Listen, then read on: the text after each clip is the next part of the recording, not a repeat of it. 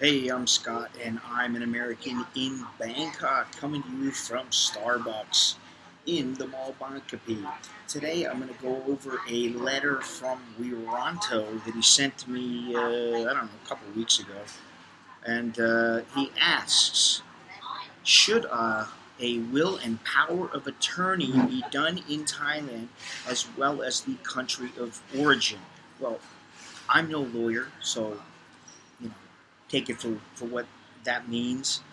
But I believe that the answer is yes to that question. Definitely, okay? Especially if you're living here. Uh, what is the best way of resolving a situation when a foreign bank machine card is an ATM card is lost or stolen in Thailand? Uh, you contact your bank. The Thai bank isn't going to do jack shit. I mean, I've had it to where when I first came here, or on one of my first trips, one of my cards got stuck in the ATM, and I could see the card, but I couldn't pull it out, and they would not come out and help me. I had to contact my bank, and then they wouldn't send the bank card to Thailand because it's a foreign country, and and they didn't send outside of the United States. And I had to have the card sent to my mother, and then she sent the card to me. So it's a bit of a pain in the neck. So you better have your act together financially, just in case. It always pays to be prepared. Should we get a second card before moving to Thailand, or should I wait for it to arrive in the mail from the country of origin after having informed the bank? Well, first of all, I don't believe, unless you have two people on the account, I don't believe you can get two ATM cards for the same account. Now, I know, like in Bangkok Bank, you can get the card that has the special little security thing on it that you can use inside of Thailand, but you can't use outside of Thailand. And then they have the international card, the ATM card that you can use internationally. But for instance, I have a SunTrust account and I have a Capital One account in the United States. Neither of those will give me a second card so that I have a backup in case I lose my first card. They just don't do that. So I don't know. You have to check with your bank on that. Are there any banks in Thailand that have bank machines that waive the transaction fees every time that a bank machine card is used to withdraw money? I don't believe there's any anymore. However, you might check with Citibank, but I think there's only one Citibank near Siloam, and I don't even remember, what the deal is now. It used to be that they didn't charge a fee, and it also used to be that Eon didn't charge a fee, and there was a couple others.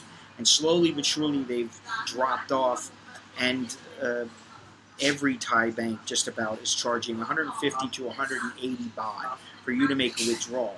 And then in the United States, many of the banks will also charge you, say, $5. My own bank was charging me $5. This comes after when they didn't used to charge. They used to refund $20 a month. So the first 4 transactions were free. Then they changed it. They started charging me. And I started realizing, hey, this is adding up. I mean, sometimes I take out 2, 3 withdrawals in a week. And I was like, hey, this isn't good. This is not working for me. So I changed the type of account, and now I have an account that will allow me to get all the funds refunded, all the fees refunded that my bank charges me. So because I have the right account, they don't charge me. You can get a Charles Schwab account, and they won't charge you anything. Depends on the account you have, though. And some banks do charge, and there's just no way around it. So that means you're going to pay $10 to $12 per transaction every time you take out money from your bank back in your home country. And that's, it adds up. Okay. Are used electronics such as camcorders and still cameras easy to sell in Thailand? I'm not going to get into this that much. Just as easy as anywhere else. I mean, you act like maybe you think that there's not enough money for people to be buying this stuff, but there is. It's no easier, no more difficult. Okay, you put an ad in the what is it, bought and sold, or in a newspaper, or Craigslist, somebody will buy it. Okay? Okay, so the last question that he has is, can you elaborate on the sinsod when one marries a Thai lady?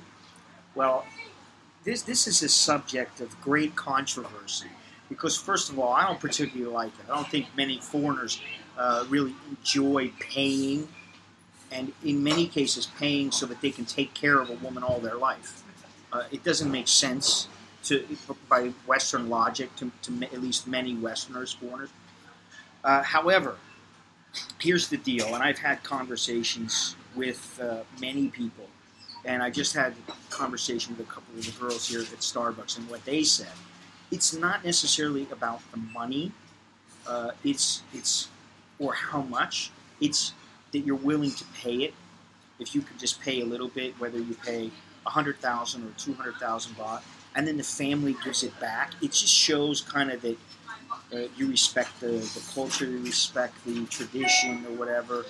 And okay, so if you give 100,000, then maybe the girl's family keeps 50,000, and you guys will get 50,000 baht back when the wedding is over. And not in all cases is this necessary, but when you start hearing, oh, I need 1 million baht, I need 2 million baht, and it's some fucking bar girl asking for it, tell her she's out of her fucking mind. Seriously. And if she has a baby, seriously, it's a token gesture. That's really all it should be. So, I hope that answers your questions. Until next time, I'm Scott. I'm an American in Bangkok. Chok di la jerkin.